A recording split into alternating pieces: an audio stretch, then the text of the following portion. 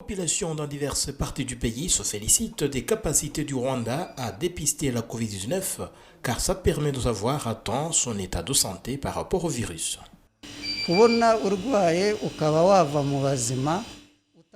Ça nous permet de savoir où nous nous situons pour ne pas contaminer les autres, que ce soit dans le pays, en voyage. C'est un bon service. Il nous réserve un accueil chaleureux. On nous donne toutes les informations et quand on connaît son état, on adopte un comportement conséquent. Le centre biomédical du Rwanda indique qu'au début de la pandémie en mars 2020, le Rwanda ne disposait qu'à d'un seul laboratoire, mais actuellement 12 sont opérationnels. À cela s'ajoutent 45 hôpitaux et 500 centres de santé capables d'effectuer des tests rapides au virus corona. Pour le directeur du laboratoire national d'excellence, passer de 200 à 6000 tests par jour est un pas satisfaisant dans la lutte contre la pandémie de Covid-19. Nous avons renforcé nos capacités et ça nous permet d'approcher les gens très facilement.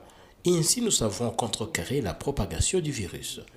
Même si le taux de contamination s'accélère, nous n'avons aucun problème quant à la capacité d'administrer des tests.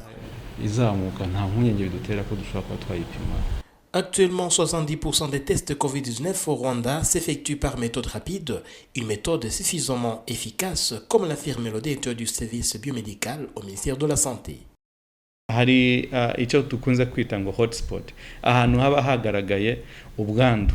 Nous mettons un accent particulier sur les zones à haut risque. Je donnerai l'exemple du district de Rubavu ou Kanunga à Muhima. Là, nous effectuons des tests sur une grande population. Nos tests sont largement efficaces, de nature à nous montrer toute personne contaminée. Nous sommes sûrs à 97% que le résultat positif est réellement vrai.